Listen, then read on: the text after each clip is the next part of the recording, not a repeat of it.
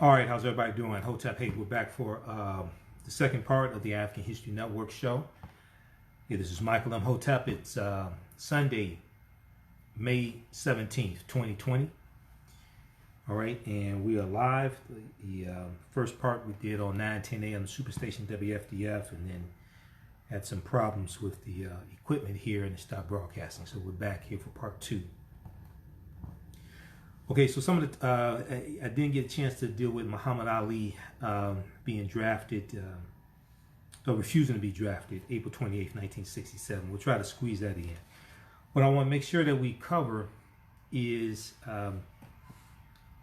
Joe Biden's plan for Joe Biden's policies targeting the African American community. Okay, I didn't get a chance to talk about that in the first part of the show. Okay, and I said we would discuss that. So, if you saw my March 10th broadcast in March 10th, 2020, and that was the day that the midterm elections were here in Michigan, all right? I did a broadcast there, and I dealt with a comparison between all of the Democratic candidates' policies and how they would impact the African American community. And the Root.com had a good article that did a comparison of all their policies. It's from February 28th, 2020. Every Democratic candidate's black agenda ranked. And they put together a team of policy experts, legal scholars, and political pundits, all of whom were African American, to help them devise this policy matrix. This is what the Root did. And they released their results February 28th, 2020. That was written by Michael Harriot. Now, like I said before, I disagree with the Root on a number of different things and disagree with Michael Harriot on different issues also, but this was a good article that they wrote. At this time, Joe Biden did not have specific policies targeting the African American community. But I said back in March 10th, I think he would eventually. So then in April, sometime in April, on his website, he released the highlights of an agenda for the African American community, targeting the African American community. And then we know a couple weeks ago, he released the full agenda. It's about 22 pages. I printed it up here. People should go to joebiden.com and actually read it. A lot of people have been talking about it. I can listen to what they say until they haven't read it, one, or two, really don't understand what they read, because he has specific policies for the African American community. So what we're going to do, we'll do an overview here. In subsequent weeks on the African History Network show, we'll deal with this. But Black Press USA, I read a few articles dealing with this agenda also. Black Press USA, thegrio.com, etc. Black Press USA has an article. This is the National Newspapers Publishing Association. This is an association of African American owned newspapers. Joe Biden's plan for empowering Black America. Biden said he plans to hold financial institutions accountable for discriminatory practices in the housing market, and he will restore the federal government's power to enforce settlements against discriminatory lenders.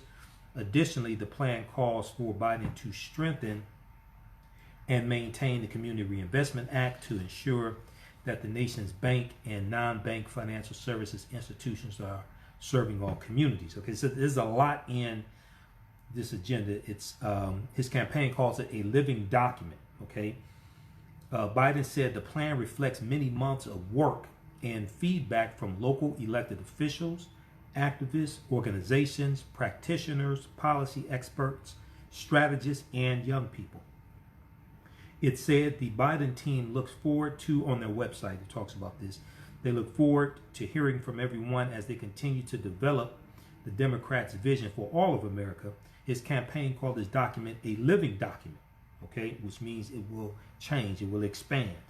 In a news release, the campaign noted that Biden, quote, knows we need a comprehensive agenda for African Americans with an ambition that matches the scale of the challenge and with a recognition that race-neutral policies are not a sufficient response to race-based disparities.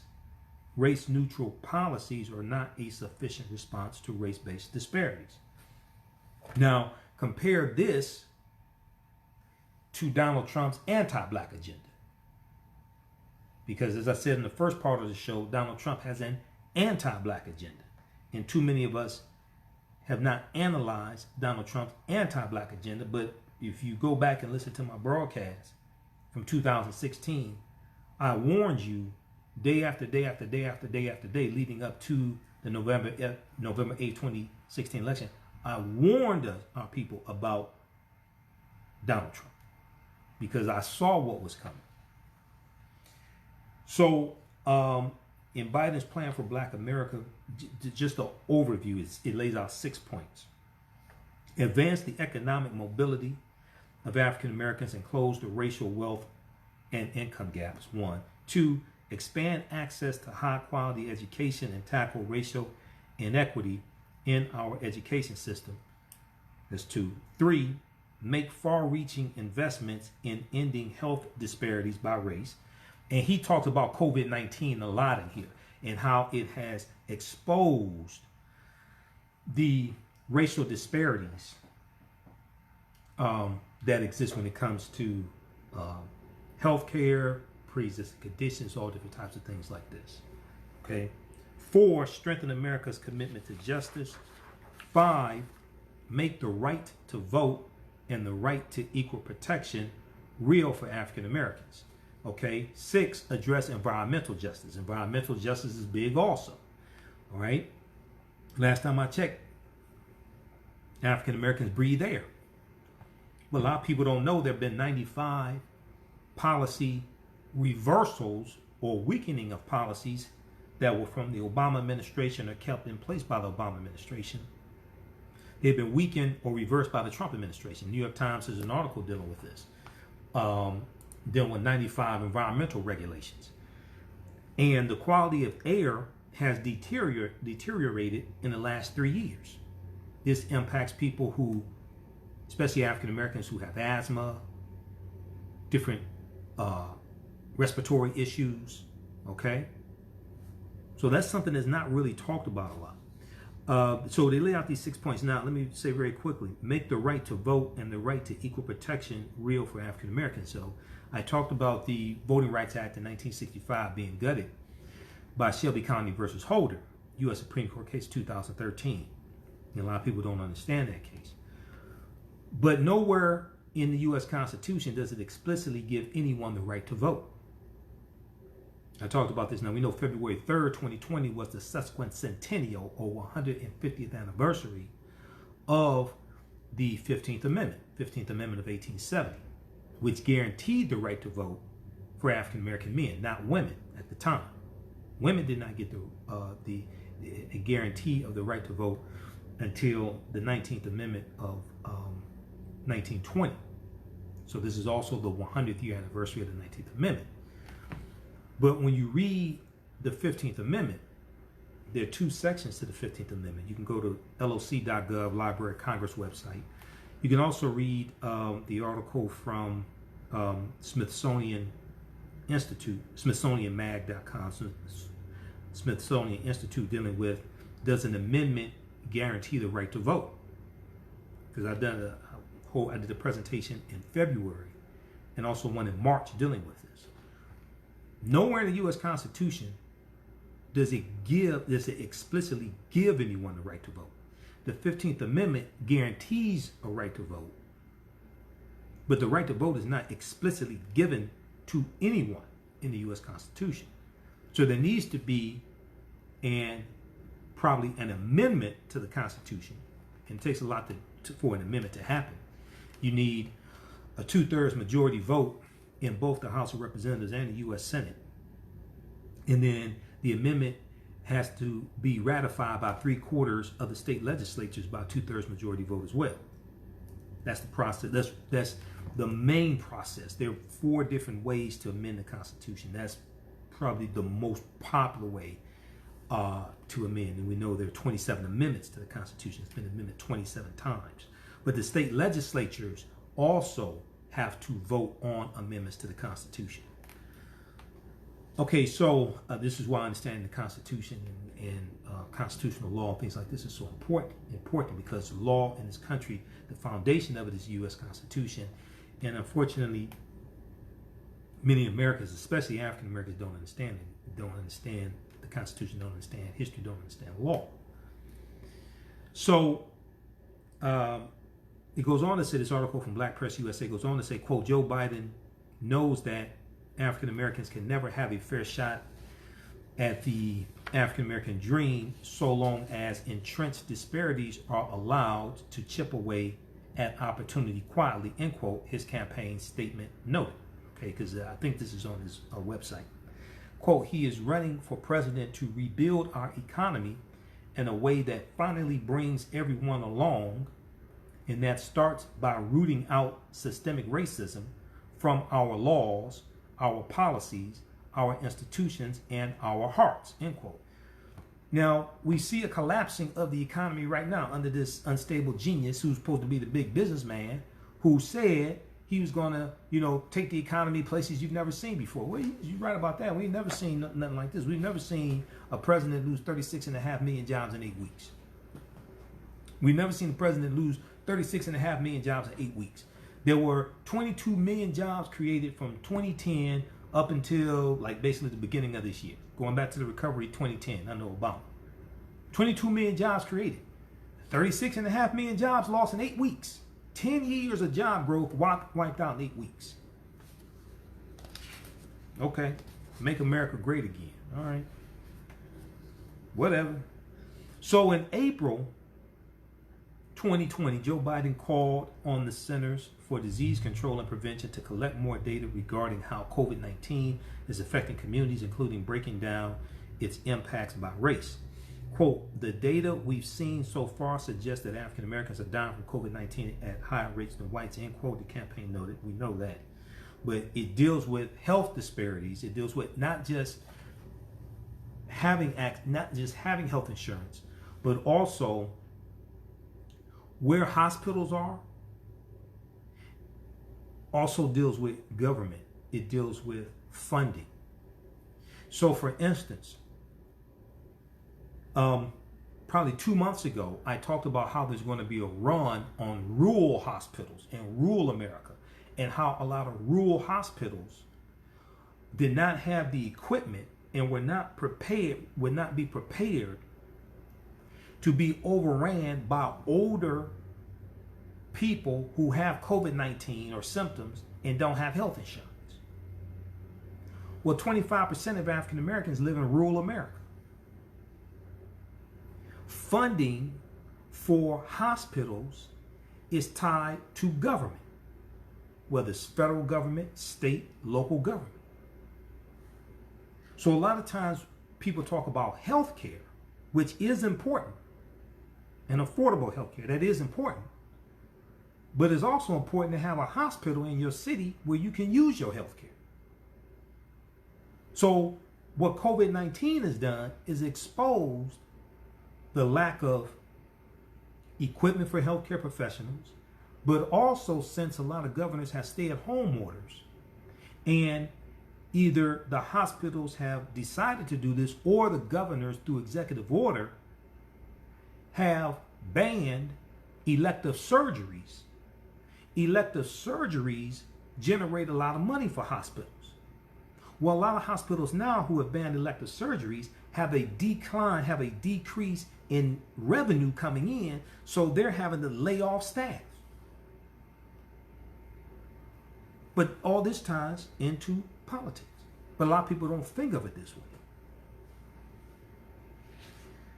So, long-standing systemic inequalities are contributing to this disparity dealing with COVID-19, including the fact that African Americans are more likely to be uninsured and to live in communities where they are exposed to high levels of what? Air pollution. Well, because of a weakening or reversal of 95 environmental regulations, The quality of air over the past 3 years has been deteriorating under the Trump administration. African Americans also represent an especially high percentage of the frontline workers, putting themselves at risk to sustain the economy and keep the rest of the country safe and fed, and are less likely to have a job they can do from home, forcing them to make difficult choices between their health and a paycheck. While there's a lot we don't know about COVID-19, we do know that equitable distribution of resources, like testing and medical equipment, can make a difference in fighting the virus. Joe Biden believes this should be a priority and action must be taken now, end quote. Other highlights of the plan include rolling back Trump administration policies that gutted fair lending and fair housing protections for homeowners, and giving local elected officials the tools and resources they need to combat gentrification. Joe Biden said he plans to hold financial institutions accountable for discriminatory practices in the housing market, and he will restore the federal government's power to enforce settlements against discriminatory lenders. Additionally, the plan calls for Biden to strengthen and expand the Community Reinvestment Act to ensure that the nation's bank and non-bank financial services institutions are serving all communities. Biden plans to eliminate local and state housing regulations that perpetuate discrimination and establish a $100 billion affordable housing fund to construct and upgrade affordable housing, providing tax incentives for the construction of more affordable housing in communities that need it most. Biden also plans to create a White House strike force to partner with rural communities, where 25% of African Americans live in rural communities, to help them access federal funds. Quote, today we need a comprehensive agenda for African Americans with an ambition that matches the scale of the challenge and with a recognition that race-neutral policies are not a sufficient response to race-based disparities, end quote, Joe Biden stated. Okay, so that's an article from Black Press USA. That's the National Newspaper Publishers Association. It's the Association of African American News Publishers. You see, I share a lot of articles from Black Press USA. Joe Biden's plan for empowering Black America. That's from May 5th, 2020, written by Stacey M. Brown, S-T-A-C-Y. It's a woman, Stacey M. Brown. Okay, so go to joebiden.com. You can read it, the full 22-page plan. I printed it up here. I think what I'll do is each week take one of the main points and break it down each week, because I'm not going to go through all this tonight or today. That's not happening. So let's look at one. Like I said, the overview is broken into 6 categories: advance the economic mobility of African Americans and close the racial wealth gap; 2, expand access to high quality education and tackle racial inequity in our education system; 3, make far-reaching investments in ending health disparities by race; 4, strengthen America's commitment to justice; 5, make the right to vote and the right to equal protection real for African Americans; 6, address environmental justice. Now, at the same time, it's important to maintain the House of Representatives and for Democrats to take back control of the U.S. Senate for a number of reasons from Moscow Mitch McConnell and Republicans. And Moscow Mitch McConnell needs to be voted out of office November 3rd, 2020. He's up for re-election. Okay? But a lot of what Biden wants to do has to pass through Congress. Well, you need to have a Congress that's going to pass these bills. Because we know that Democrats in the House of Representatives in 2019 passed 433 bills, and 80% of them are stuck in the Senate or they died in the Senate, including the bill from July 2019 to raise the federal minimum wage from $7.25 an hour to $15 an hour by the year 2025, which will have a huge impact on the income of African Americans, especially African American women who make 61 cents for every dollar that the average white male makes. We talked about this last week, Black Women's Equal Pay Day, and it takes the average African American woman 20 months to make the same amount of money that the average white male makes in 12 months. It'll take the average African American woman in her working lifetime from age 18 to age, I think they looked at age 65, from 18 to 65. The average African American woman will have to work to age 86 to make the same amount of money that the average white male makes working from age 18 to 65. Okay, read the article from blackenterprise.com because it deals with how African American women on average lose $1 million in earnings over their working lifetime from basically age 18 to 65. Okay, and I'll give you the name of that article here. It's a really good article from Black Enterprise.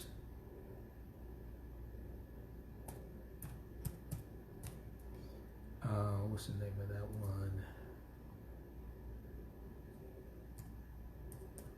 Hold on, I think I have it here in one of these stacks of articles. So that's the stuff for tonight.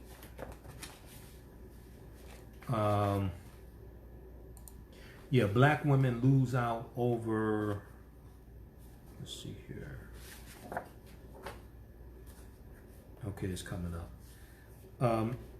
Incidentally, read this article here, the one I talked about from Smithsonian Institute, americanhistory.si.edu, Smithsonian Institute.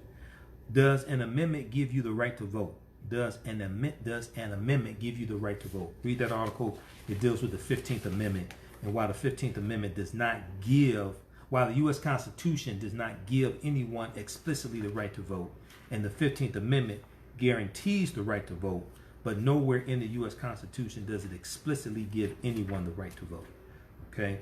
All right, and then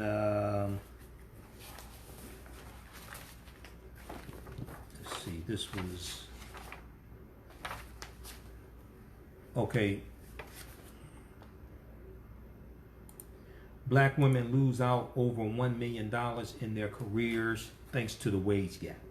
Black women lose out over $1 million in their careers thanks to the wage gap.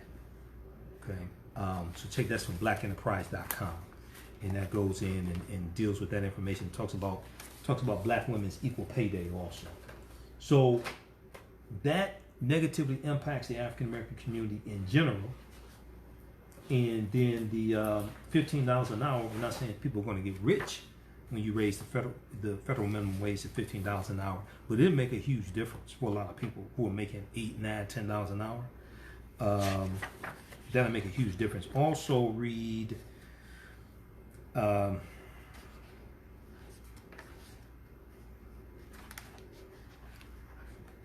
this deals with the Lilly Ledbetter Act. Read, the House just passed a bill to close the gender pay gap. The House just passed a bill to close the gender pay gap. That's from Vox.com from March 27th, 2019.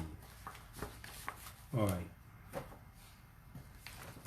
Okay, so let's look at bullet point 1. Advance the economic mobility of African Americans and close the racial wealth and income gaps.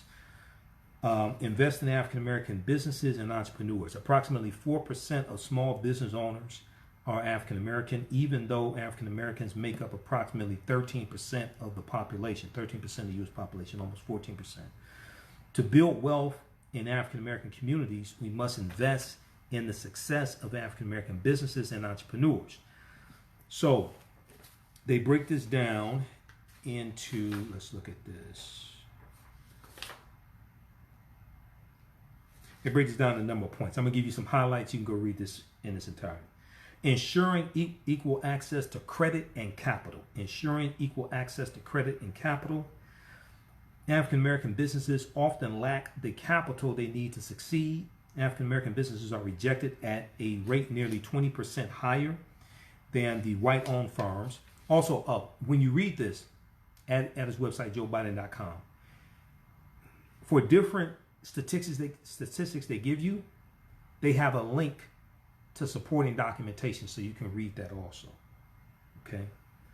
One of the links in here, and I'm not sure exactly where it is, takes you to the document you've heard me talk about a number of times before. That's at whitehouse.gov. Progress of the African American community under the Obama administration, which lays out how many of President Obama's policies were beneficial to the African American community. And a lot of our people don't know this, because I speak all across the country, and I ask people when I speak who read this and they don't know it exists. It's at whitehouse.gov. It's still there. Trump hasn't taken it down yet.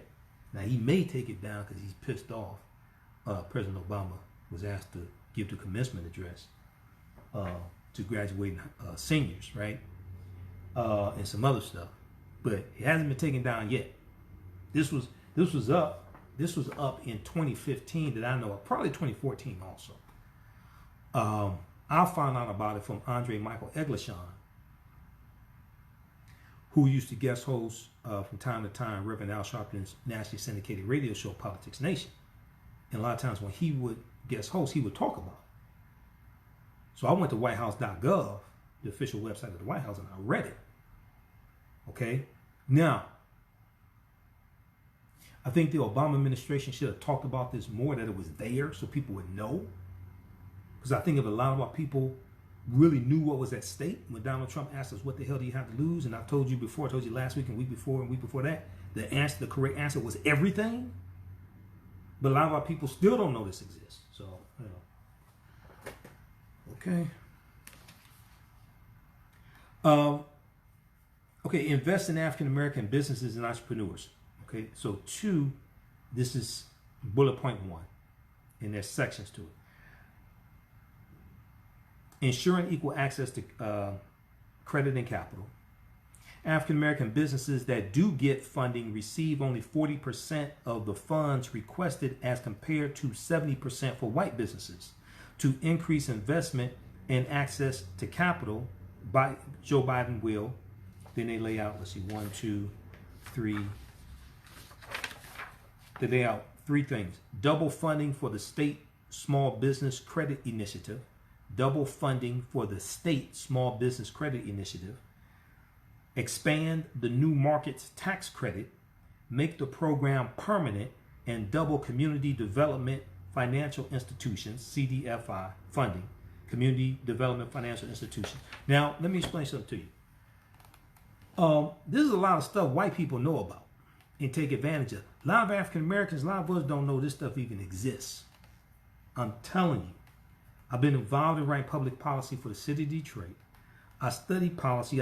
So when I hear people continue to make statements,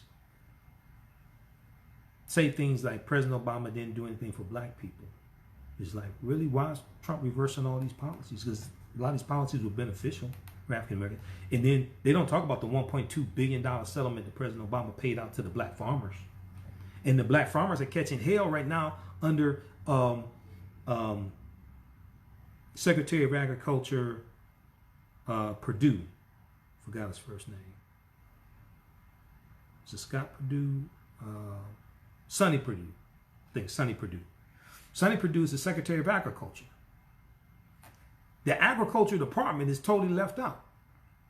The Agricultural Department, the Department of Agriculture, and how that impacts African American farmers, 45,000 African American farmers, that's not even talked about. Now, if you watch Roland Martin Unfiltered, Roland Martin interviews John Wesley Boyd Jr.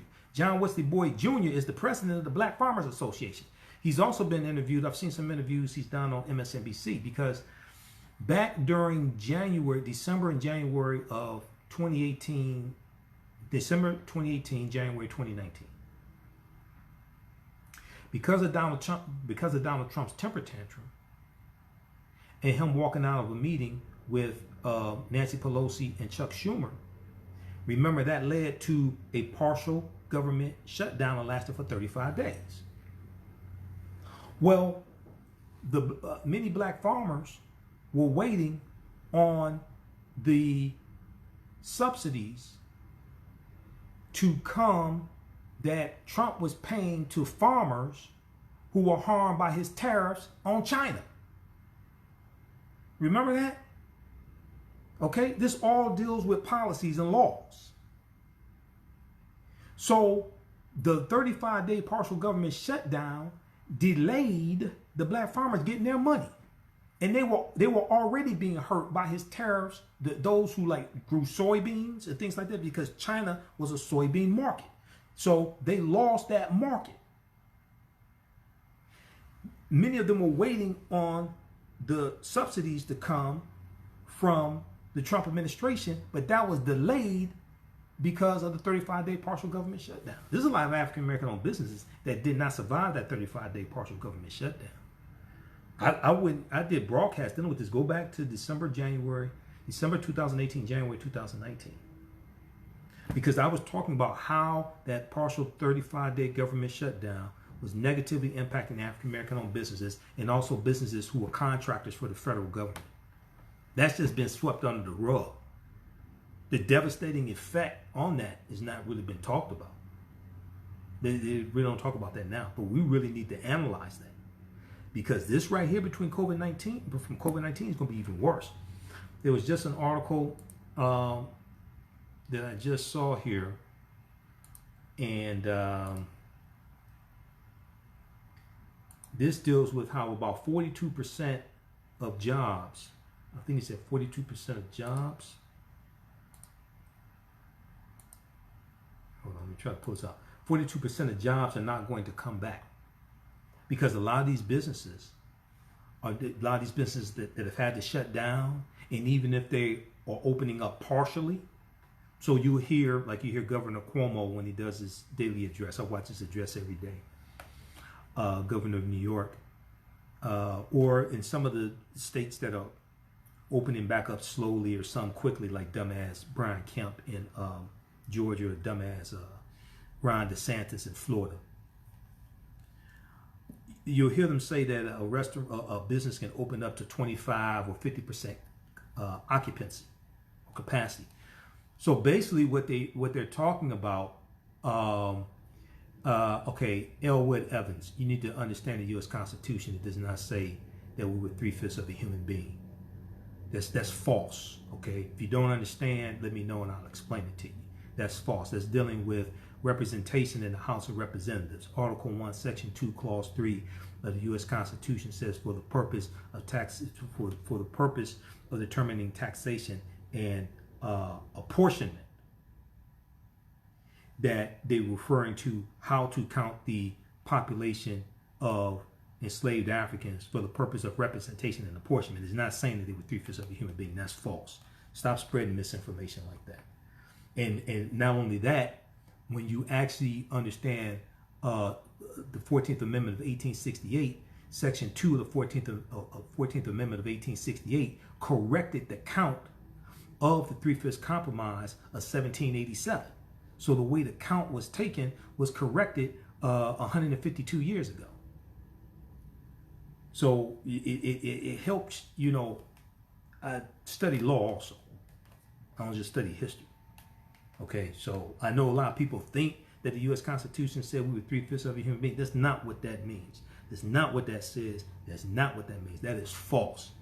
That is false, just like the fake Willie Lynch letter of 1712. They're dealing with, when you study the Philadelphia Convention of 1787, they're dealing with between the southern states and the northern states, or what we would later call the southern states and the northern states. They're dealing with how to determine how many seats in the U.S. House of Representatives slaveholding states will have, because slaveholding states want the full population of slaves counted. Well, the northern states are saying, well, wait a second, you're not letting them vote. The northern states don't want the full population counted, because if the full population of enslaved Africans is counted for the purpose of determining how many seats in the House of Representatives slaveholding states will have, and what determines how many seats in the House of Representatives a particular state has is based upon population. Well, if you're not letting them vote, okay, and you're saying they don't have any rights, then how do you count their full population? So they're going back and forth. Trying to determine, well, do we count the full population? Do we count half the population?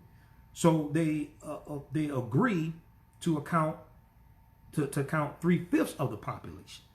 It's not saying that they were 3/5 of a human being. They're counting 3/5 of the population. So for hypothetically, a state like Virginia, if they had 100,000 enslaved Africans, instead of counting the full population of 100,000 towards determining how many seats in the House of Representatives Virginia would have, and Virginia had because this also ties into the Electoral College that a lot of our people don't understand either. Population ties into the Electoral College because what determines how many Electoral College vote a particular state has, and when you saw the 12th Amendment of 1803 that dealt with the Electoral College, it was because in 1800 Thomas Jefferson became president, and Virginia, Jefferson was from Virginia. Virginia had the most number of Electoral College votes at the time, which was 12. Okay, Virginia was the Virginia was the California today. California has 55 Electoral College votes. Virginia at the time had 12. Okay, in 1800.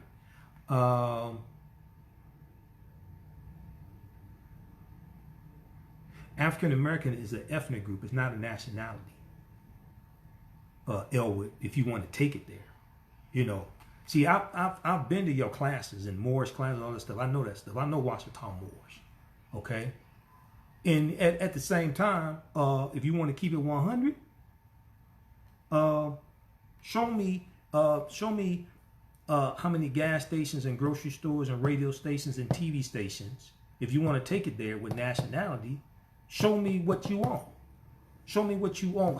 Show me, go into these cities. Now, I know a whole lot of Moors. I'm cool with the Moors. But if you want to take it there, okay, show me, go into any city you want to show me, how many grocery stores and gas stations do the Moors own? How many radio stations and TV stations do you own? Okay, if you want to take it there. I'm cool with that if you want to deal with explaining nationality and things like that. I'm cool with that. But show me where it's working. If you want to take it there, show me where it's working. I know some Moors have land. I know Washington Moors. I've been to their classes. But what I'm saying is I can go into any of these cities, and even the Moors don't own a whole lot. So if you want to take it there. All right.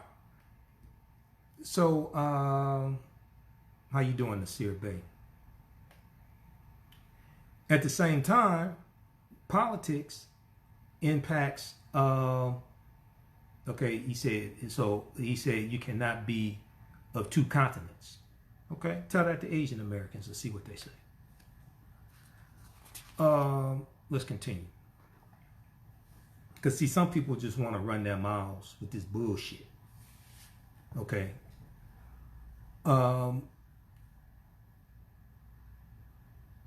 Let's continue. So, and then at the same time, when you deal with nationality and you deal with the when you deal with Moors and nationality, all that stuff, right? And treaties are important. Article 6 of the U.S. Constitution tells you that all the previous treaties and all the subsequent treaties are the supreme law of the land. Well, nations do business with nations in the form of treaties. For treaties to be valid, you need a representative on both sides of both nations who have the authority to sign the treaty. Otherwise, the treaty is invalid. So whoever signs the treaty on the part of the U.S., it came out of a political process. They didn't just jump up and say, I'm going to sign on behalf of the U.S. and not having the authority. It came out of a political process. Either there was somebody who was elected or they were appointed by somebody who was elected. So even if you deal with nationality and treaties, you have to have a government that enforces your treaties. Because we know that the U.S. government, they violated over 400 treaties with Native Americans. They violated treaties with Moors also. So that comment wasn't directed towards you, Nasir. But I'm familiar with all this stuff. I just don't talk about everything I'm familiar with. All right, let's continue here. But at the same time, we want to keep it 100. Most of the Moors I know are broke as hell. This ain't a tax. I mean,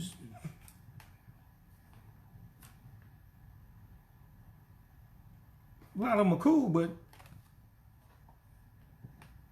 show me the radio stations, the TV stations, multi-story buildings, apartment buildings, grocery stores, gas stations.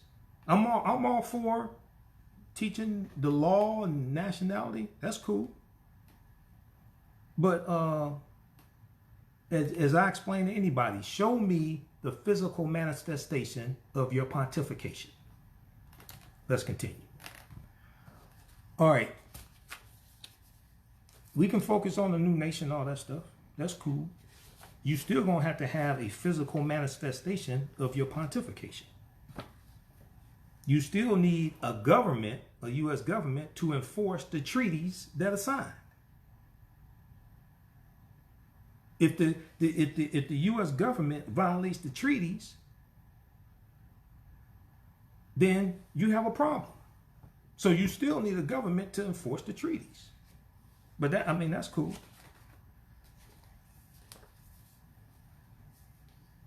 All right, let's continue. Because some people just want to keep popping off whatever. I don't even know why they're here, but okay. Ensuring equal access to credit and capital. Double funding for the State Small Business Credit Initiative.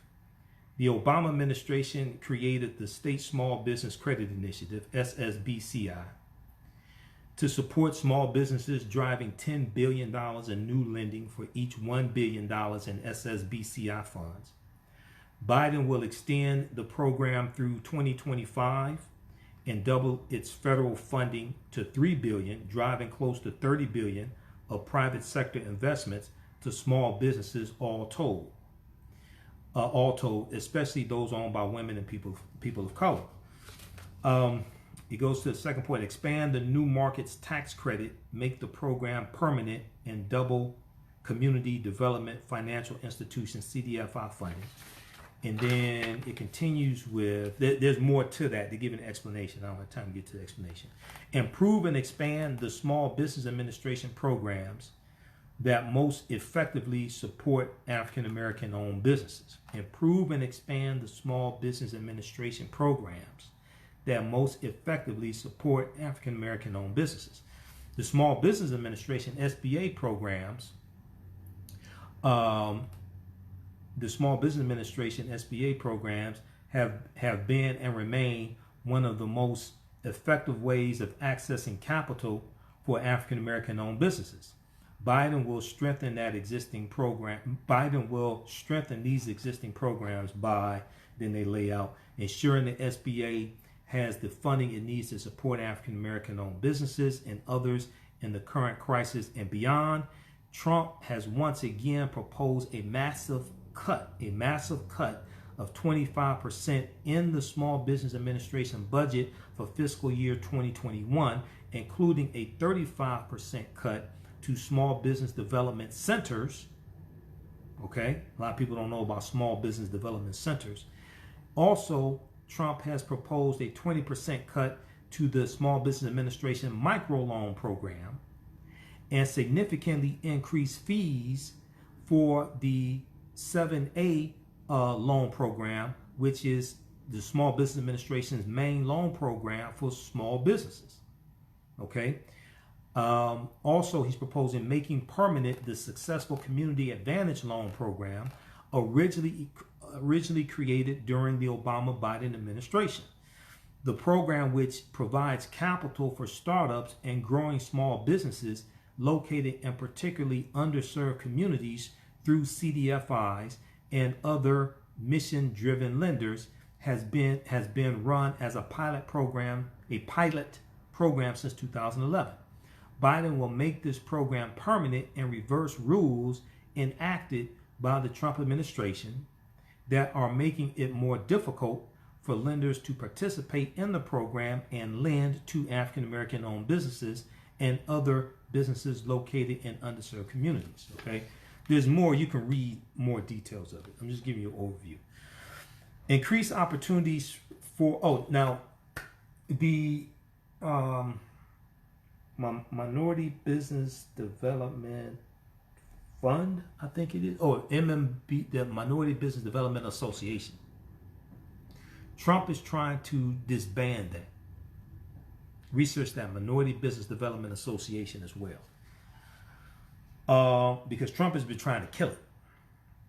Okay, and this helps, among other business owners, African-American business owners as well.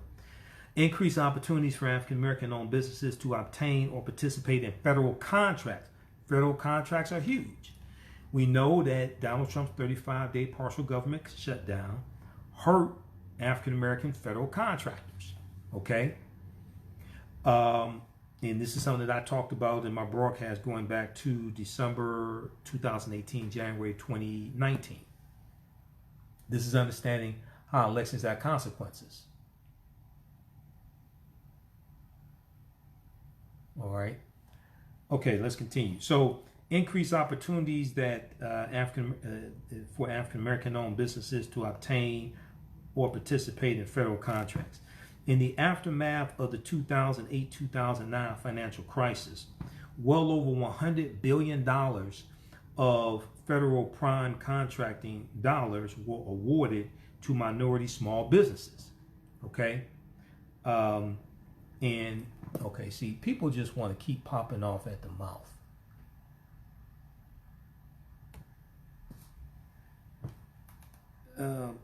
In the aftermath of the 2008-2009 financial crisis, well over $100 billion of federal prime contracting dollars were awarded to minority-owned small businesses. Okay, see, people keep doing all that bullshit.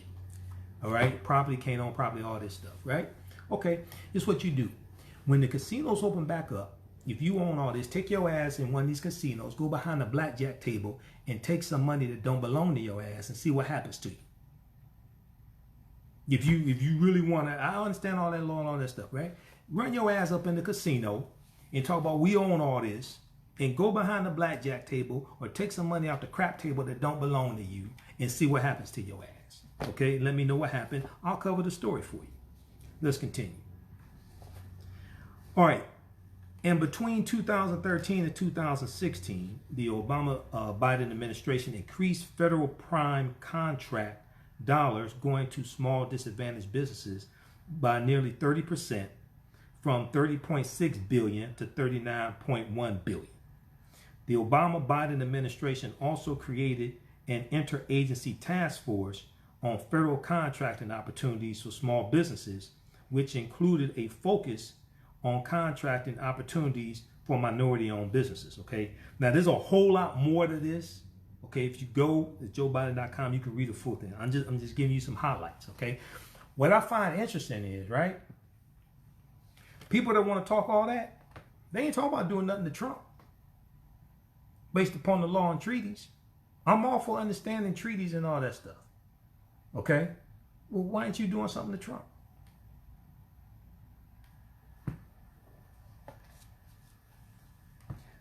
Okay, so the Obama-Biden administration also created an interagency task force on federal contracting opportunities for small businesses, which include a focus on contracting opportunities for minority-owned businesses.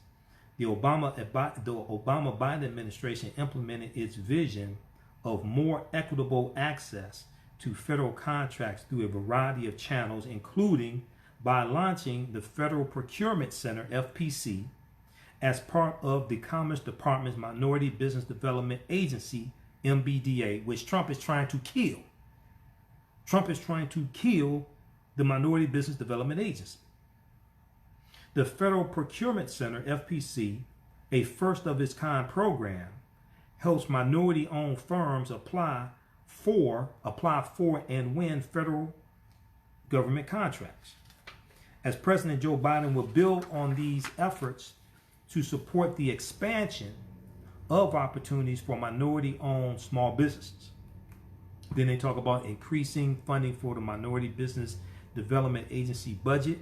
Okay, MBDA plays a critical role in supporting the development and growth of minority-owned businesses around the country, as well as providing needed assistance to federal and state agencies so that they are awarded minority-owned business procurement contracts. The Trump administration has pushed for a 75% cut in the MBDA's budget. Biden would protect and call for increased funding for it. Then they talk about protect small and disadvantaged businesses from federal and state contract bundling. Bundling is something that the Trump administration has done, which makes it harder for African-American owned businesses and smaller businesses to get contracts. Protect small and disadvantaged businesses from federal and state contract bundling, which often locks out African-American owned smaller firms from effectively bidding on procurement contracts.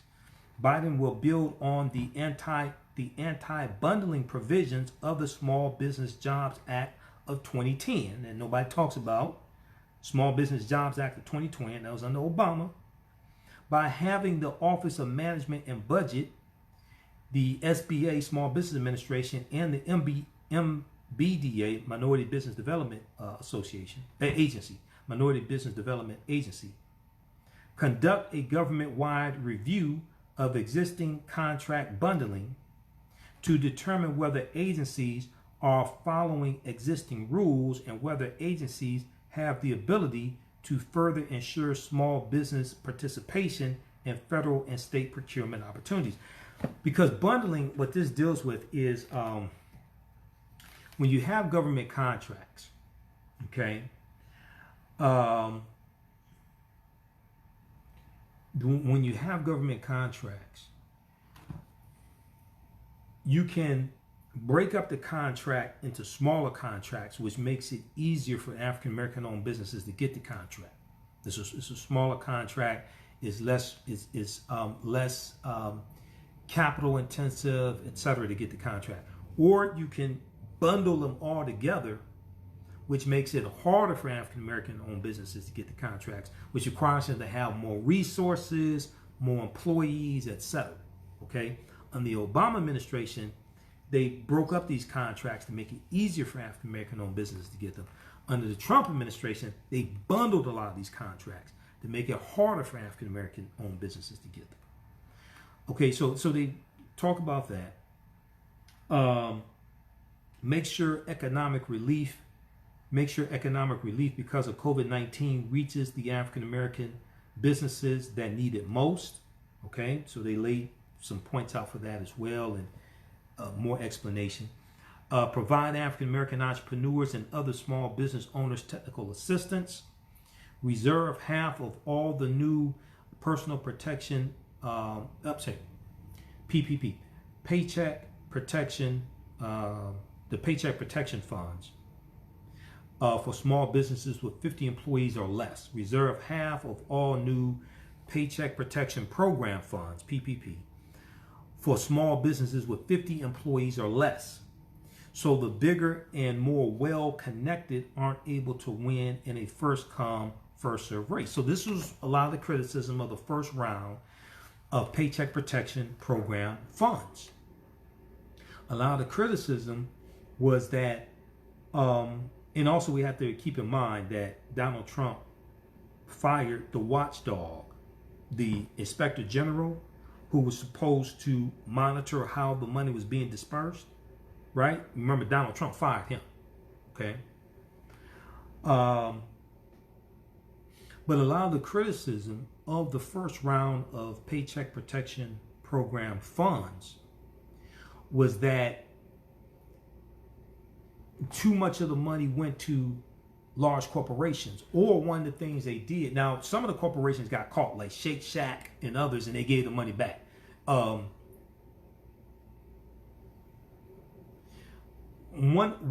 of the loopholes in the way the fund was structured is that a publicly traded company that has multiple locations, so multiple restaurants, the restaurants, also if it's if it's not necessarily not speaking of the ones who may own a McDonald's franchise and it's a mom and pop operation, or it's a husband and wife, they have an LLC, so they own one or two McDonald's, okay? Because they're responsible for that. McDonald's don't pay the salary of their employees. It's the actual franchisee that pays the salary of those employees. This is why blackenterprise.com, I think, had an article about this. I know Roland Martin talked about this on the show. A lot of African American McDonald's franchisees, they've been getting rid of their franchises, selling them back to McDonald's, because they can't it's hard to make money, especially with the dollar menus that McDonald's has. So this is why when you see certain advertisements for McDonald's, it will say at participating McDonald's, this is this price, things like this, because a lot of the African American owned McDonald's franchisees, because of where they're located, how much they have to pay in royalties, the money they have to pay for business insurance, things like this, it's hard to make a profit with the dollar menus. Okay, so a lot of them have been getting rid of their franchises.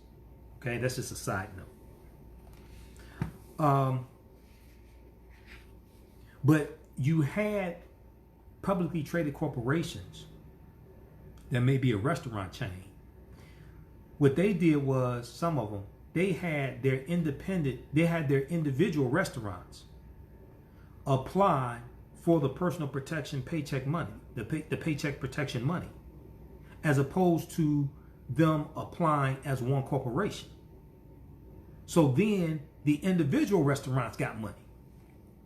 But it wasn't designed to be like that for publicly traded companies. That money wasn't designed to be for publicly traded companies. And a lot of African American owned businesses were shut out of that first round of the money. Now the second round of the money, I'm not sure about. Yeah, it hasn't been exhausted yet. And then also Magic Johnson announced the fund. He was on Politics Nation. He was interviewed by Reverend Al Sharpton on MSNBC on Sunday, May 17, 2020. And it's I can't remember if it's $100 billion or $100 million fund. But Magic Johnson, so check that out. Black Enterprise will probably have an article about that. Magic Johnson just announced a fund and it makes loans available to, is targeting African American and Hispanic owned businesses. Okay, so check out that. I don't remember the name of it. Produce a weekly dashboard to show which small businesses are accessing loans. Okay, so that's just some of the bullet points. There's more detail. You can go read that. Supporting African American churches during the COVID-19 crisis. Expand African American home ownership and access to affordable, safe housing. They go through and give an explanation there. The gap between African American and white home ownership is larger today than when the Fair Housing Act was passed in 1968. Now, they didn't have the Fair Housing Act didn't have teeth until like 20 years later, to like 1988, but it was passed in 1968. This has contributed to a jaw-dropping racial wealth gap, nearly 1,000% between median white and African American households, because home ownership is how most families save and build wealth. Okay, the disparity in home ownership is a central driver of the racial wealth gap, as President Joe Biden will invest $640 billion over the course of 10 years, so every American has access to housing that is affordable, stable, safe, and healthy, accessible, energy efficient, and resilient, and located near good schools and with a reasonable commute to their jobs. So then it goes through and breaks this down into more bullet points. Biden will help families buy their first homes and build wealth by creating a new refundable advanced tax credit of up to $15,000. tackle racial bias that leads to homes in communities of color being assessed by appraisers below their fair value. So I forgot which institute. The value of African American owned homes is about $150 billion less than the value of white owned homes. A lot of that has to do with not just segregation, but African American, a perceived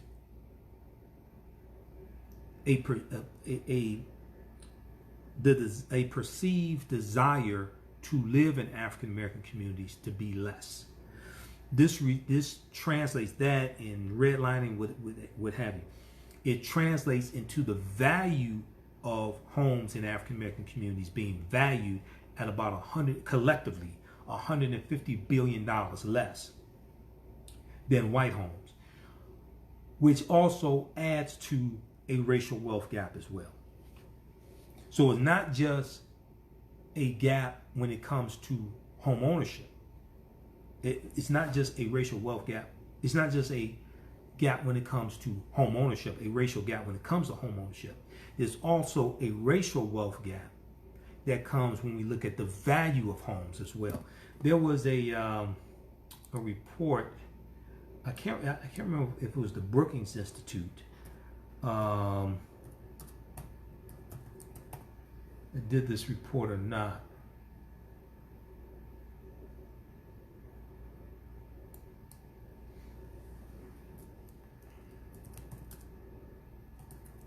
Let me see if I can pull this up. I have some articles dealing with this.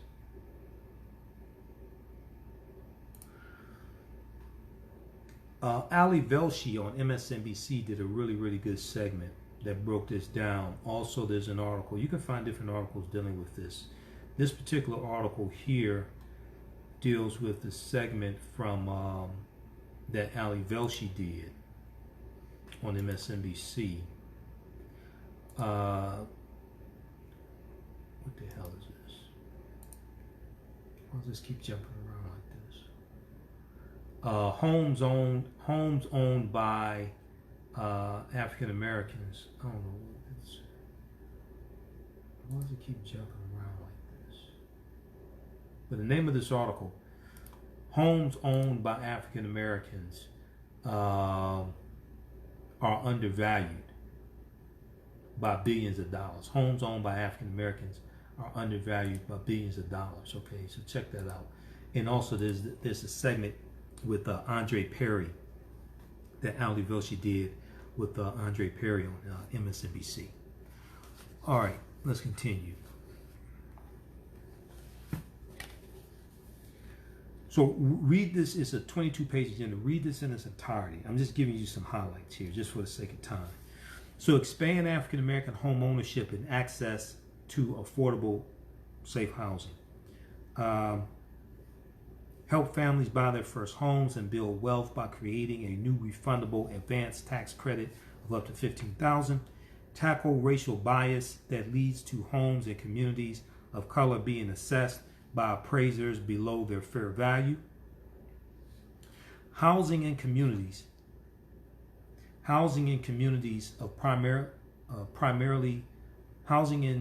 primarily comprised of people of color is valued at tens of thousands of dollars below majority white communities, even when all other factors are the same, contributing to the racial wealth gap.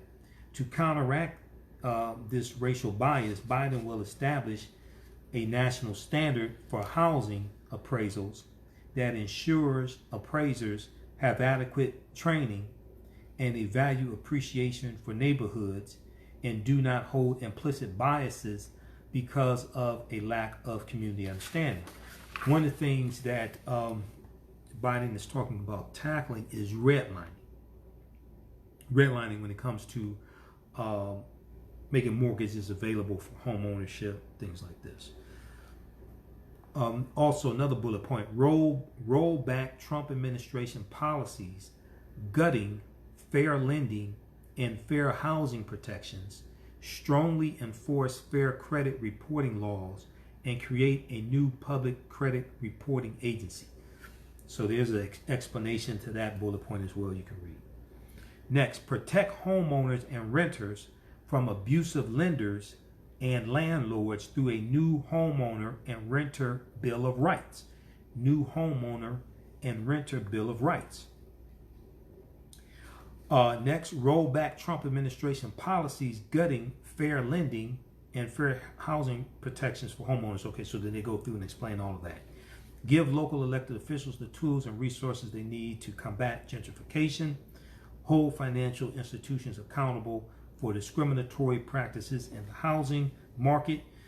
They explained in 2013, the Obama-Biden administration codified a long-standing court-supported view that lending practices that have a discriminatory effect can be challenged even if discrimination was not explicit. But now the Trump administration is seeking to gut this disparate impact standard by significantly increasing the burden of proof for those claiming discrimination. A lot of people don't understand how destructive the Trump administration has been. But you have to understand these policies and understand what was already in existence and understand how Trump has reversed these. Okay? In the Biden administration, this change will be reversed to ensure financial institutions are held accountable for serving all customers. Then they go on to talk about restore the federal government's power to enforce settlements against discriminatory lenders. Next, strengthen and expand the Community Reinvestment Act to ensure that our nation's bank and non-bank financial services institutions are serving all communities.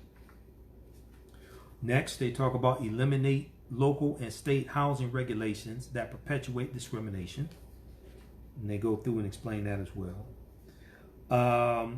Increase access to affordable housing. Under that policy, it deals with establishing a $100 billion affordable housing fund to construct and upgrade affordable housing. 2, providing tax incentives for the construction of more affordable housing in communities that need it most. And they explain that. Next, protect homeowners. Okay, they talk about COVID-19, protecting homeowners during the COVID-19 crisis. Promote more equitable wealth building and a more secure retirement. And they explain why. Equalize the tax benefits of defined contribution plans. All this deals with understanding tax law, things like this. Then tax law is passed by Congress. Remove penalties for caregivers who want to save for retirement. African Americans are more likely to be caregivers than white Americans. They also bear disproportionate caregiving responsibilities relative to white caregivers. Biden will support informal caregivers by allowing them to make quote unquote not ketchup that you put on hot dogs and French fries, but catch up, CATCH, catch up contributions to retirement accounts, even if they're not earning income in the formal labor market, as has been proposed in bipartisan legislation by Representatives Jackie Warlowski and Harley Rouda, R-O-U-D-A. Next, give small businesses a tax break for starting a retirement plan and giving workers the chance to save at work. Half of African Americans lack access to a retirement saving plan at work. Joe Biden calls for widespread adoption of workplace savings plans and offers tax credits to small businesses to offset much of the cost. Under Biden's plan, almost all workers without a pension or 401k type plan will have access to an automatic 401k, which provides the opportunity to easily save for retirement at work, putting millions of middle-class families in the path to secure retirement. Next, Next, they talk about make Social Security benefits more generous and equitable, and explain why and explain that. Then they have the portion, invest in communities that need it most. Fully implement Congressman James Clyburn's 10-20-30 plan to help all individuals living in persistently impoverished communities. To tackle persistent poverty in all communities in both urban and rural America, because 25% of African Americans live in rural America. You have about, I think, right about 50% live in urban or inner city, and then about 25% live in the suburbs. Vice President Joe Biden supports applying Congressman James Clyburn's 10-20-30 formula to all federal programs targeting funds to census tracts with persistent poverty. Okay, create a White House strike force to partner with rural communities to help them access federal funds, and they explain why. Drive additional capital into low-income communities to spur the development of low-income housing. Okay, build and modernize infrastructure in communities that need it most. Joe Biden has offered a transformational $1.3 trillion plan to create millions of good-paying union jobs, roads, ports, waterways, schools, broadband internet, schools, and more. His plan includes specific measures to close the resource gap in communities of color. So this is an infrastructure bill. The infrastructure of the U.S. is crumbling. And when we talk about infrastructure, we're also talking about high-speed broadband internet. The need for high-speed broadband internet, especially in rural communities, has been exposed by COVID-19, with so many governors having to shut down the schools. So then they say, okay, so we'll do school online. We'll do school through Zoom and things like this. But you need high-speed internet for that. A lot of these communities don't have high-speed internet. So then the children are forced to either try to go use Wi-Fi in public areas or try to do something else, or just be left out altogether. Now, if you remember correctly, under President Obama, he tried to get a $1 trillion infrastructure bill passed through Congress. It was blocked by Republicans in the House of Representatives. A $1 trillion infrastructure bill. Donald Trump has talked about a $1 trillion infrastructure bill, but he walked out of negotiations with Senator Chuck Schumer and Nancy Pelosi.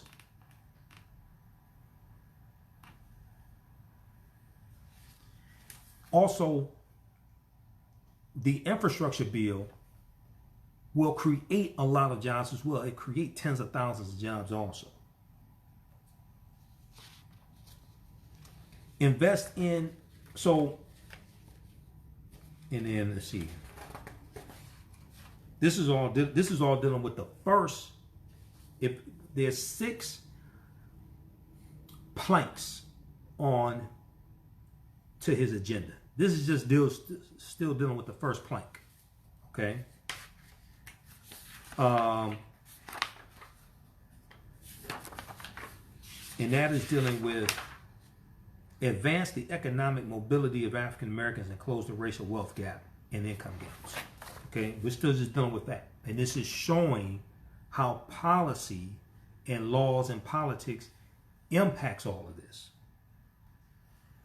So under build and modernize infrastructure in communities that need it most, they have bullet points. Invest in historically marginalized communities and bring everyone to the table for transportation planning. Next bullet point, bring broadband to every American household. This is huge. Bring high-speed internet, broadband, to every American household. As President Joe Biden will close the digital divide. The digital divide is also tied to access to more forms of education. First, he will invest $20 billion in rural broadband infrastructure. He will triple funding to expand broadband access in rural areas and ensure that the work of installing broadband provides high-paying jobs and benefits. High-paying jobs with benefits. He will encourage competition among providers, internet service providers, broadband providers, to increase speeds and decrease prices in urban, suburban, and rural areas. So all this deals with policy. Which communities have high-speed internet service and which communities don't? Which communities have broadband? All this is tied to infrastructure and the infrastructure bill, and actually getting the infrastructure bill passed.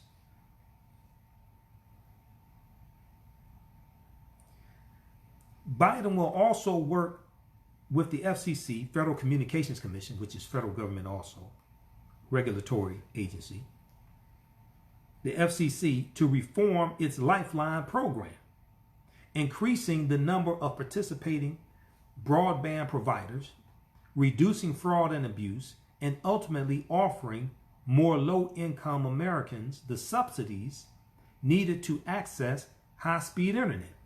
Finally, Joe Biden will work with Congress to pass the Digital Equity Act to help communities tackle the digital divide. So then they go in and talk about support African American workers. Biden is proposing a plan to grow a stronger, more inclusive middle class, the backbone of the American economy, by strengthening public and private sector unions, and helping all workers bargain successfully for what they deserve. Biden knows that African Americans face unique challenges as workers. He will support these workers by fighting for equal pay, ensure federally funded projects protect workers, encourage diverse hiring and promotion practices, restoring the federal government's role in setting the bar for other employers to advance opportunities for all workers. Each one of these has an explanation, okay? Now, the people who keep talking about economic empowerment and investing in the stock market and stuff like that, and until you don't vote, just do economic empowerment, are they explaining any of this stuff to you? I'm all for economic empowerment, but I also understand how policies and laws impact all of this. Politics is the legal distribution of scarce wealth, power, and resources, and the writing of laws, statutes, ordinances, amendments, and treaties, their adoption, interpretation, and enforcement. Treaties. That all deals with politics. Okay, let's look at one of these bullet points, because you can go through, read this yourself. This is all at joebiden.com. Okay? These are not endorsements. I'm just explaining all this. When Trump puts out his plan for Black America to counter his anti-Black agenda, we'll talk about that as well. Now, I dealt with Donald Trump's policies for African Americans. I dealt with that in 2016 and ran that bullshit down. It was nonsensical. And we see the damage he's done just in the past 8 weeks. What the hell do you have to lose? The correct answer was everything. Now, what Trump isn't telling you is 36.5 million people have lost jobs in 8 weeks. A lot of them also lost their health insurance. You have a global pandemic taking place right now. A lot of them who lost their jobs have lost their health insurance also. Notice how quiet Trump is about that. I wonder why. While at the same time, his Attorney General is in court, and this is going for the U.S. Supreme Court after the November 20th election, trying to repeal the entire Affordable Health Care Act.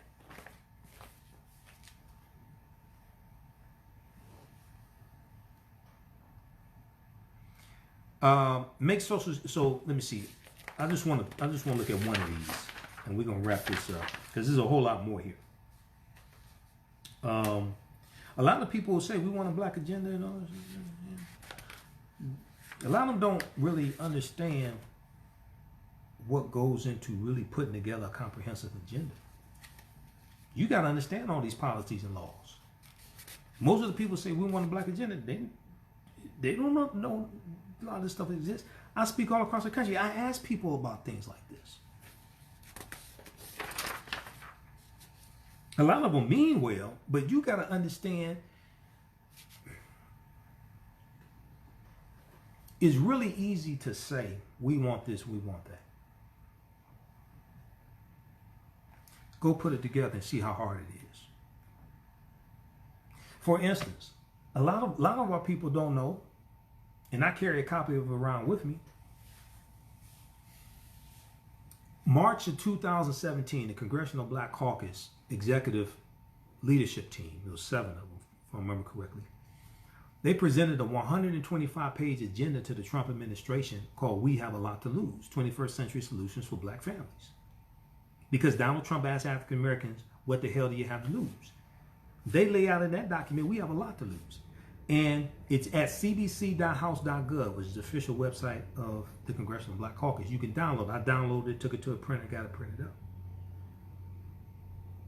Some of that that's in that policy is incorporated here. Some of that that's in the agenda they presented to the Trump administration, and they're dealing with conditions in the African American community, and they're laying out policies to address the conditions, and Trump has basically ignored them while reversing policies, almost 200 policies from the Obama administration. Some of those policies that were in that agenda they presented to Trump are in this agenda here that Biden is putting out. But if you don't know any of that, you don't know any of that.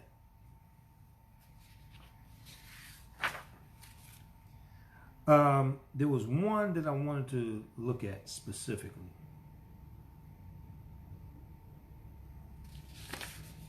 Whole financial, it's not that.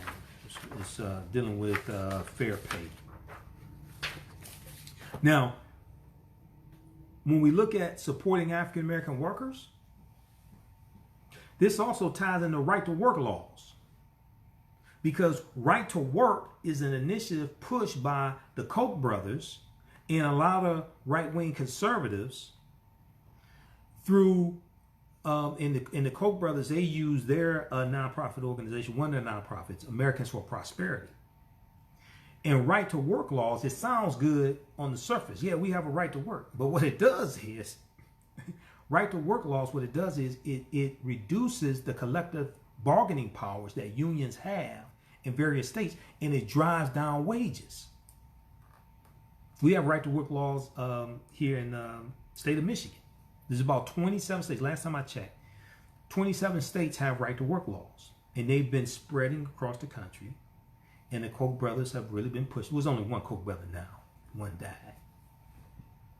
Broke my heart when he died. Yeah, I'm joking. No, did he? But anyway, Google right to work. Okay.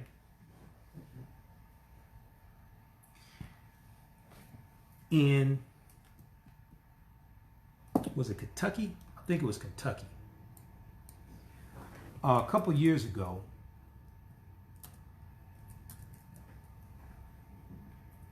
yeah, Kentucky. Was it 2016 or 2018? ThinkProgress.org has an article dealing with this that I always like to talk about. In Kentucky, the state legislature, as well as the governor, became Republicans. This is, I think, 2016. And what they did was, one of the first laws that they passed were right to work laws with this new state legislature, Republican-controlled state legislature and Republican governor. And what this did was reduce the bargaining power of the unions. And there was a lot of these white men in these unions that went and voted for these Republicans. And one of the first bills that they passed, one of the first bills that Republicans in Kentucky passed, were right to work laws that undermined and attacked some of the very white people who voted for them.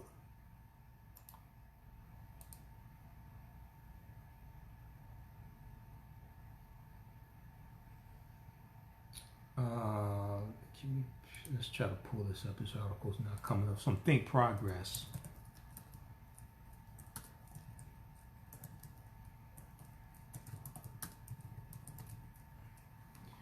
name of the article is Kentucky Republicans Assault Unions and Wages in First Act of the Year. Kentucky Republicans assault, unions and wages in First Act of the Year. Let's try to pull this article up. Now, once again, this shows you an example of how elections have consequences. This article is from January 9, 2017. ThinkProgress.org. Kentucky Republicans assault unions and wages in First Act of the Year. Kentucky is now the country's 27th so-called right-to-work state. This is from January 9th, 2017. Google this article. Read this article. Last year, Republican Matt Bevin won the governorship of Kentucky. Now, he's not dumbass Matt Bevin is not the governor of Kentucky anymore. Good. Okay? Taking over from Democrat Steve Beshear. Then, in November, that would be November 2016. Then in November, Republicans took full control of the state legislature in Kentucky after they gained their first majority in Kentucky's state house in almost a century. And the very first thing the Republican majority did with its power this past weekend, at the time this article came out, January 27th, this past weekend, were to pass a so-called right-to-work law, which will likely weaken unions, finances, and repeat a prevailing wage law that ensures government contractors pay decently. All this is prevailing wage. That's dealing with law. Moscow Mitch McConnell is the senior senator from Kentucky. This is his state.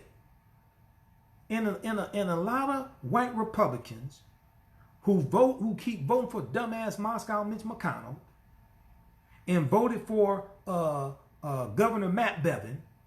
The first thing, now, Mitch McConnell didn't vote on this bill because this is state legislature. This is not U.S. Senate, okay? But just keep in mind, they go and vote for these Republicans, and the first bill that they pass kicked the very people in the behind that voted for them. And the very first thing the Republican majority did with its power this past weekend were to pass a so-called right-to-work law, which will likely weaken unions' finances and repeal a prevailing wage law that ensures government contractors pay decently. Kentucky was the last of the southern states that had not gone right to work or had not adopted right to work laws. But after Republican Governor Matt Bevin signed the bill, okay, in January 2017, it now joins the rest. Kentucky joins the rest, became the 27th state to have right to work laws. Right to work laws create what critics call a free rider problem. A free rider problem. Normally, all workers in a unionized workplace must pay dues to the union, given that it's bargaining on their behalf. But right to work laws allow people to opt out of paying union dues, even if they're still being represented by the unions, which means they can benefit from union negotiations over wages and working conditions, but don't have to give any money to supporting these efforts. This is stuff pushed by the right wing to weaken unions because, in general, not every union, but in general, unions more than likely support Democratic candidates. Follow the money. Unions in general, not every union, definitely ain't the Fraternal Order of Police, but not every union, because that's a union also. But in general, unions are more likely to support Democratic candidates. So if you weaken the union's ability to collective bargain and get higher wages, if you tell employees, if you pass a law stating that you have a right to work and you don't have to join the union, but you can still benefit from the negotiations that the union makes when it comes to benefits, when it comes to wages, but you don't have to pay union dues to take advantage of these benefits. It reduces the amount of money that unions have, which reduces the amount of money they have to donate to Democratic candidates. In 27 states out of 50 have right to work laws. They're usually in states that have, when they're passed, it's usually a Republican controlled state legislature and signed into law by a Republican governor. That's what happened here in Michigan with Governor Rick Snyder, the Flint, Michigan governor, who under Flint, Michigan, all those people, you had the Flint, Michigan water crisis. That's under Republican governor. Example of putting profit over people.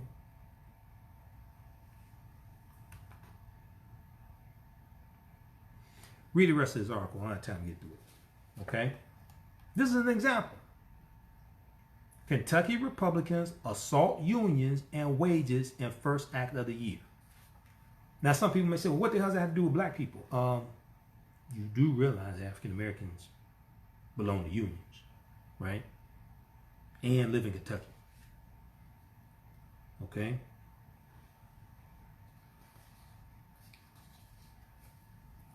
Support, and let's just go back to Joe Biden's plan. This is just on the first plank of his plan.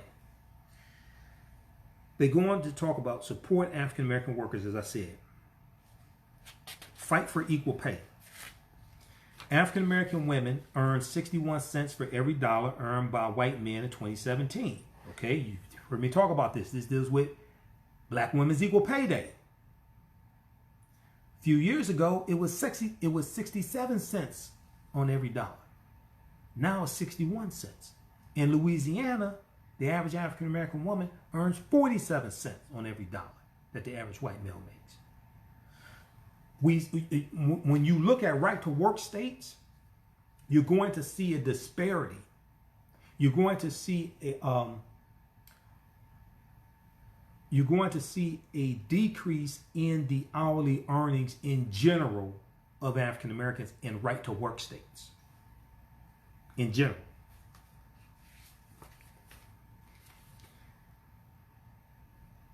African American women earned 61 cents for every dollar earned by white men in 2017. This totals $23,653 less in earnings in a year and $946,120 less in a lifetime. And that's talked about in the article from blackenterprise.com that I cited as well. Black women lose out over $1 million in their careers thanks to the wage gap. Black women lose out over $1 million in their careers thanks to the wage gap. African American men make about 79 cents or 80 cents for every dollar that the average white male makes. When you raise the federal minimum wage from $7.25 an hour to $15 an hour, that benefits African American men also. I'm not saying you're going to get rich. We're not saying $15 an hour is the ceiling, that's a floor. But when we talk about the fight for equal pay, we're talking about a fight for equal pay for African American men, women, period. Okay? The Obama-Biden administration protected more workers against retaliation for discussing wages and required employers to collect and report wage gaps to the federal government. As president, Joe Biden will codify this into law, and he'll make it easier for workers to join together in class action lawsuits, shift the burden to employers to prove pay gaps exist for job-related reasons, and increase penalties against companies that discriminate.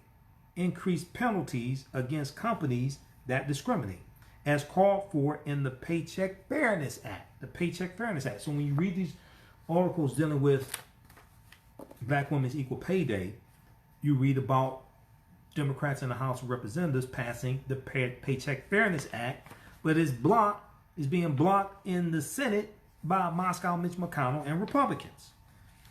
Read this article also from Forbes.com, business publication, Forbes.com. On Black Women's Equal Pay Day, here's how women are fighting to close the gap. On Black Women's Equal Pay Day, here's how women are fighting to close the gap. This is from August 22nd, 2019. All right, let's continue. Okay, codify this into law, and he'll make it easier for workers to join together in class action lawsuits. Okay, Paycheck Fairness Act, and increase penalties against companies that discriminate, as called for in the Paycheck Fairness Act. And he'll hold companies accountable by increasing funding for investigators and enforcement actions. Okay, all this deals with law. Politics is the legal distribution of scarce wealth, power, and resources, and the writing of laws, statutes, ordinances, amendments, and treaties, their adoption, interpretation, and enforcement. You just need somebody to enforce the treaties. There's a whole lot of treaties that are being violated. Okay. So next segment, next bullet point. Ensure federally funded projects protect workers. Ensure federally funded projects protect workers. So this is all under the heading of support African American workers. Okay. Biden will propose infrastructure legislation that incorporates labor provisions contained in Senator Merkley's Good Jobs for 21st Century Energy Act, adopting all basic labor protections, ensuring that all investments meet the Davis-Bacon wage guidelines, and banning anti-worker provisions like forced arbitration and the overusage of temporary staffing agencies. He will require federally funded projects to employ workers trained in registered apprenticeship programs,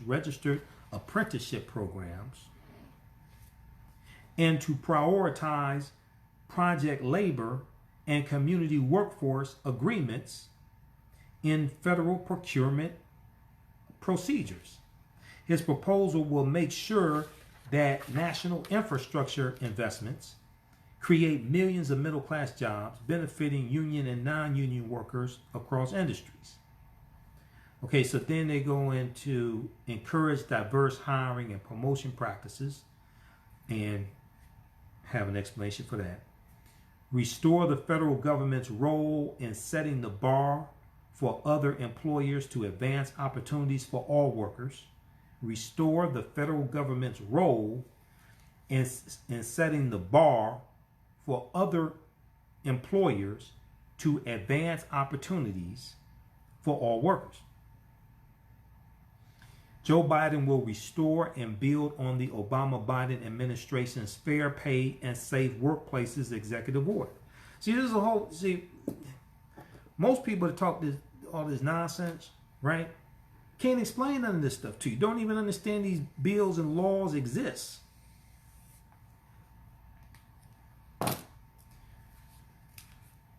The Obama-Biden administration's Fair Pay and Safe Workplaces executive order, which Trump revoked. This is one of the executive orders from the Obama administration that Trump has reversed. Now, a lot of people don't even know this stuff exists. Biden will restore and build on the Obama-Biden administration's Fair Pay and Safe Workplaces executive order, which Donald Trump revoked, requiring employers' compliance with labor and employment laws be taken into account in determining whether they are sufficiently responsible to be entrusted with federal contracts. And he will mandate that contractors publicly disclose publicly disclose plans to recruit and advance people of color, women, people with disabilities, and covered veterans, and will increase enforcement efforts, including pursuing debarment where contractors refuse to end discriminatory practices.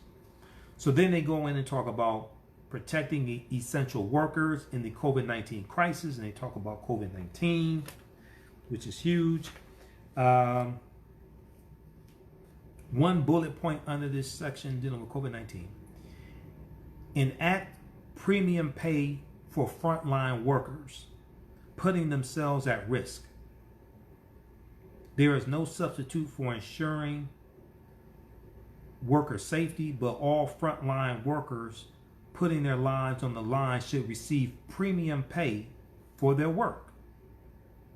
This premium pay should be in addition to paid sick leave and caregiving leave for every worker, which Biden called for in his plan, and $15 minimum wage for all workers.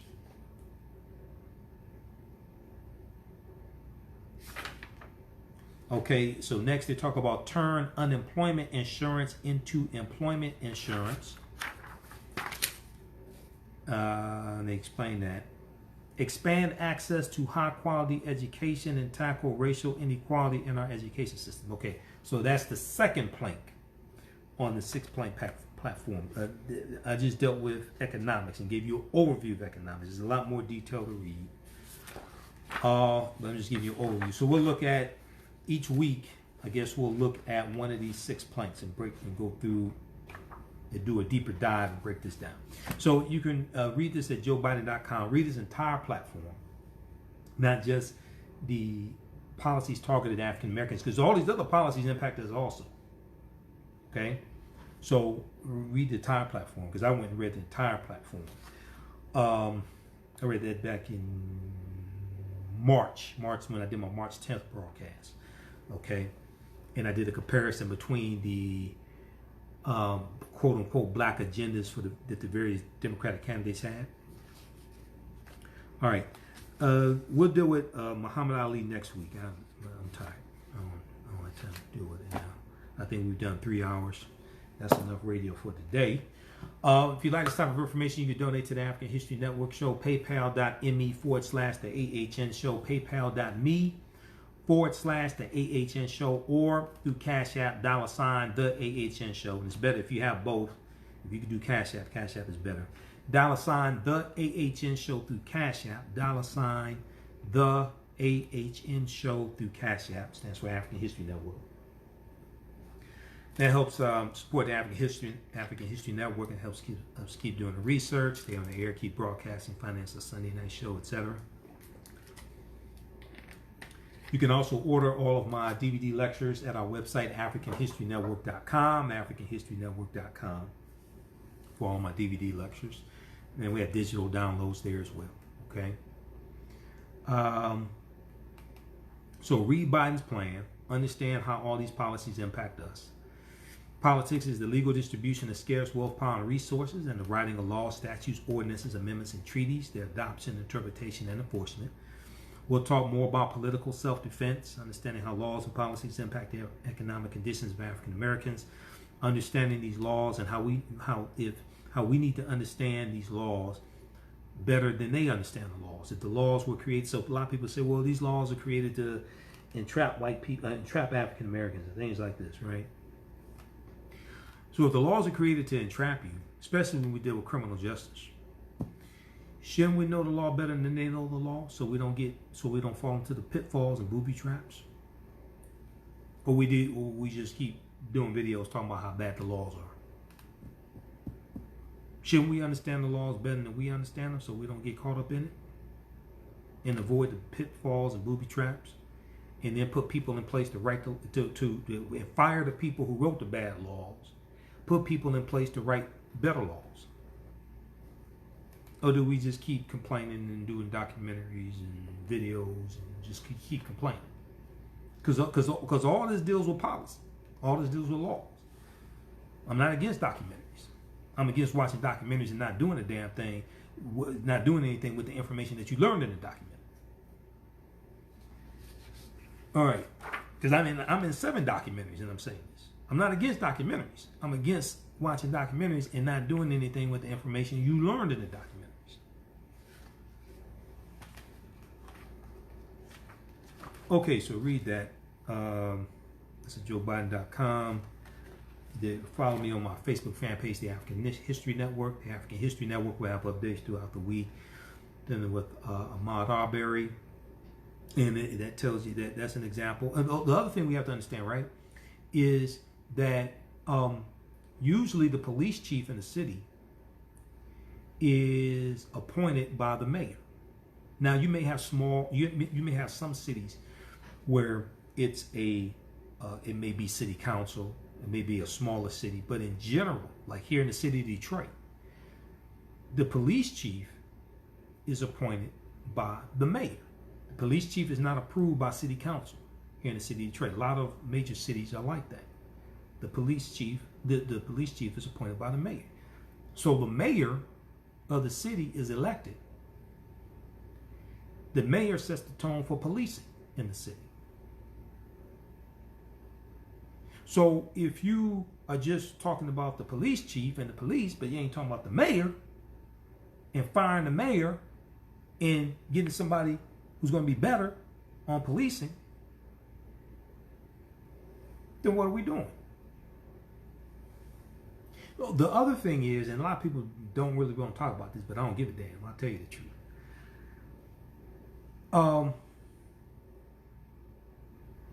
When we deal with bad police officers, so you have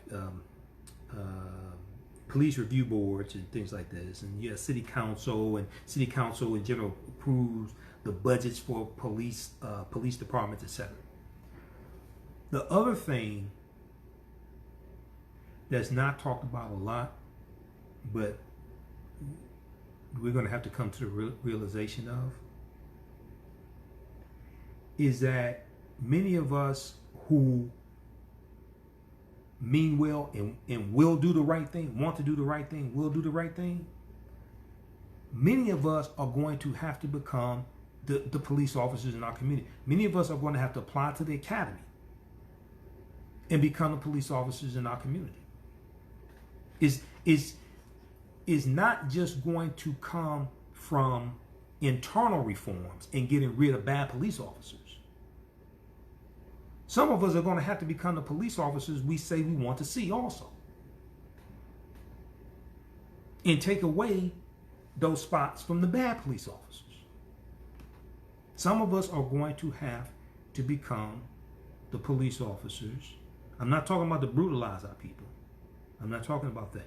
I'm talking about to become we say we want them to serve and protect us, lock up the drug dealers, lock up the people doing wrong in the community, go investigate burglaries, go investigate rapes, all the things we say we want police officers to become or to do, right? Some of us are going to have to apply to the academy and become those officers. Is not going to come from thinking that we can reform bad officers. Some of them need to be fired and prosecuted, put in prison, or just fired and get. But they're going to. Let's look at it like this: the police officers that we say we want to see, where are they going to come from? Are we going to import them from other states?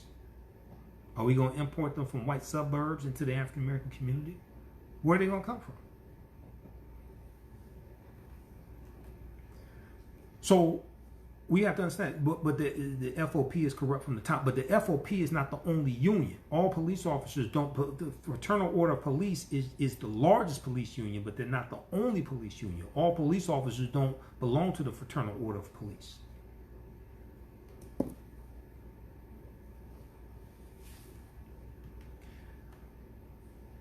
Okay, so if you have more new police officers and they ain't joining the Fraternal Order of Police, and you getting rid of, and you got older officers retiring, things like this, that reduces the number of officers in the Fraternal Order of Police also. But we have to come to the realization also. That's because, see, protesting has its purpose. But the change is not just going to come from inside the police department. You're going to have people who want to do the right thing and will do the right thing, who are going to have to become the type of officers we say we want to see. So many of us have to come to that realization. All right. Okay, that's going to do it for us. Hey, remember the African History Network, we focus on educating, empowering, and inspiring people of African descent throughout the diaspora and around the world, because right now it's correct wrong behavior.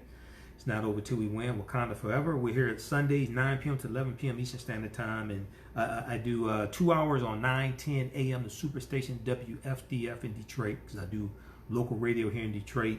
And since they have me broadcasting from home because of COVID-19, you know, we can go over some, but not too much over, because I have to get up in the morning.